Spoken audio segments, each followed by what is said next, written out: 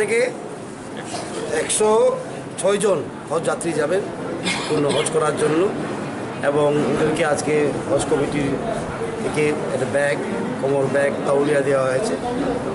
ওদেরকে ট্রেনিংয়ে দেওয়া হয়েছে হজে কী করে যেতে হবে, কী করতে হবে, ইমিউনাইজেশন করা হয়েছে। ভালো কাজ করছে হজ কমিটি এবং আমরা চাই ওনারা যাক, সুস্থভাবে যাক, সুন্দরভাবে যাক এবং প্রার্থনা করুক, দোয়া করুক আমাদের দেশ যেন শক্তিশালী হয়, সমাজ যেন সুন্দর হয়। আর আমাদের সবসময় আমাদের মোদিজি বলেছেন সবকা সাথ, সবকা বিকাশ, সবকা বিশ্বাস। সবের বিশ্বাস সবে করতেই পারে, ঠিক না?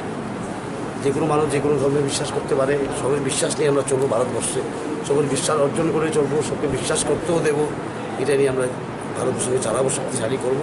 সমাজ শক্তিশালী হলেই ভারতবর্ষ শক্তিশালী হবে এবং মুসলমান সমাজ বা মাইনরিটি যাকে বলা হয়, আমরা ভারতবর্ষের প্রচুর একটা বিরাট অংশ আছে যারা মুসলিম ধর্মাবলম্বী। ওদেরকে শক্তিশালী করা আমাদের দায়িত্ব, ওদেরকে সুন্দর জীবন দেওয়া আমাদের দায়িত্ব, সবের দায়িত্ব, সমাজে পুরো ভারতবর্ষের সমাজের দায়িত্ব।